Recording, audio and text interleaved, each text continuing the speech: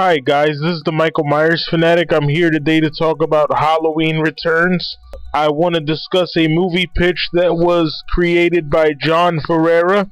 He's a former YouTuber and the former host of a show called What Pisses Me Off. But anyway, in his pitch, Michael Myers has been missing since Resurrection. No one knows what happened to him. He killed some girl at the morgue, and after that he basically disappeared. John says that this movie can take place in any time period, but I really think it's stupid and nonsensical for Michael Myers to come back in 2015, because it's like, well, where the fuck was he for the past 13 years?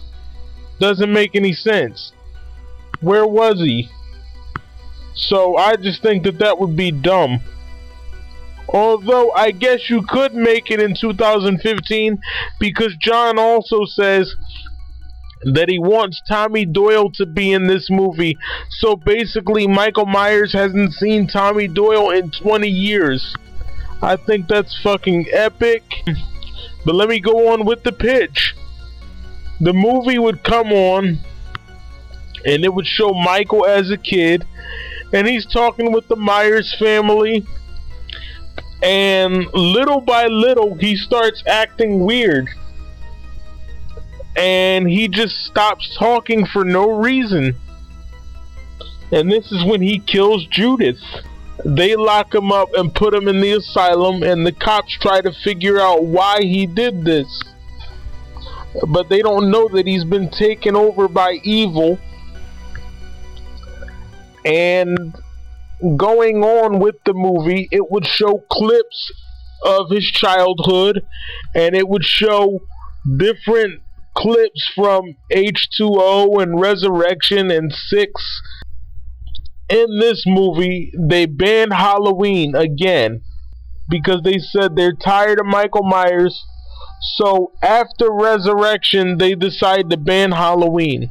So they don't celebrate Halloween in 2003, 4, 5, 6, 7, and all that, in fear that Michael Myers will come back someday. It has nothing to do with Marcus Dunstan's movie. It is similar in name only. So don't go around thinking that you know the pitch to Halloween Returns. This is John Ferreira's pitch. He is a Halloween fan. This is a pitch that he came up with. Haddonfield was supposed to keep Halloween banned, but being hard-headed as they've been for the past 37 years, they decide, you know what, forget it. I'm tired of waiting. We haven't seen this guy since 2002. What the hell? He's probably dead by now. It's been 13 years. So when they start celebrating Halloween again, Michael Myers shows up. That's why John wanted to use the title Halloween Returns. Because when Michael comes back, not only does he come back, but Halloween itself comes back. In this movie, you would get a lot of jack-o'-lanterns, a lot of autumn leaves.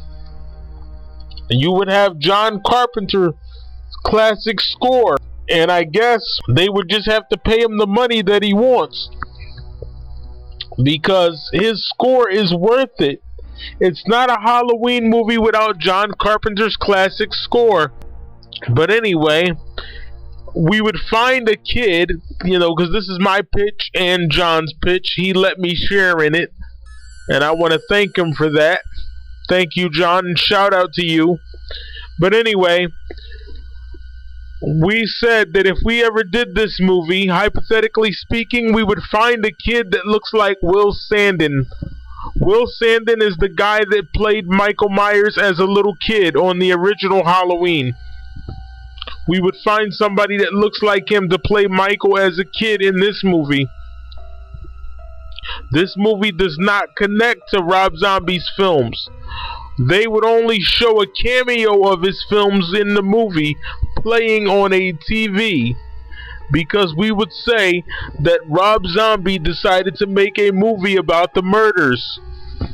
That's it. Other than that, Rob Zombie's films are not canon. They would only make a cameo appearance via the television screen. But anyway, it's been 20 years since Michael has seen Tommy Doyle. The child is 20 years old now. He's all grown up. And he comes back to try to stop Michael Myers after 20 years. Sort of like with Laurie in H2O. See, this movie is all about returns. That's why John Ferreira wanted to use that title, because he said to me, he says, you know, I love the title Halloween Returns. And I said to him, John, why do you like that title so much? And he says, you know, you can do a lot with the title. I agree with him. So Tommy Doyle comes back, Michael Myers comes back, Stephen, Michael Myers' son, comes back. And yes, in this movie we would acknowledge Stephen as Michael's son. But that's basically what happens. Tommy Doyle comes back to stop Michael Myers after 20 years. And I think John Ferreira even said that there's a statue in Dr. Loomis' memory. Somebody built a statue of him. So that's what this is all about. He wanted to bring Halloween back to its roots. And no, Laurie is not alive. Jamie Lee Curtis would not make a cameo in this movie. She's dead. She died in Resurrection. She's not alive. But that's essentially what this movie is about. Michael Myers is back, and he brings the spirit of Halloween with him. That's why it is called Halloween Returns. And no, Michael Myers would not die at the end. So there would be a sequel. There would be a part 10, I guess, because this is Halloween 9. John Ferreira wanted me to tell you guys that this is the 9th movie. It is not a reboot. It is not a remake. It is a sequel with prequel elements. That's what it is. I like his pitch because it has all of the movies in it. It mentions The Curse of Michael Myers, even though it's a sequel to Resurrection. You guys let me know what you think of his pitch. I'm gonna recap for you. Michael Myers comes back to Haddonfield and starts killing people because they're throwing a Halloween party, and that basically pisses him off.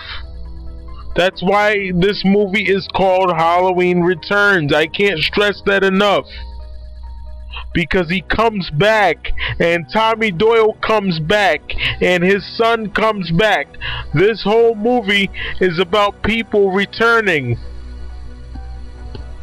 So you guys let me know what you think of that idea. I'm the Michael Myers fanatic, and I approve this message. Halloween Returns. Michael Myers comes back, and he brings the spirit of Halloween with him.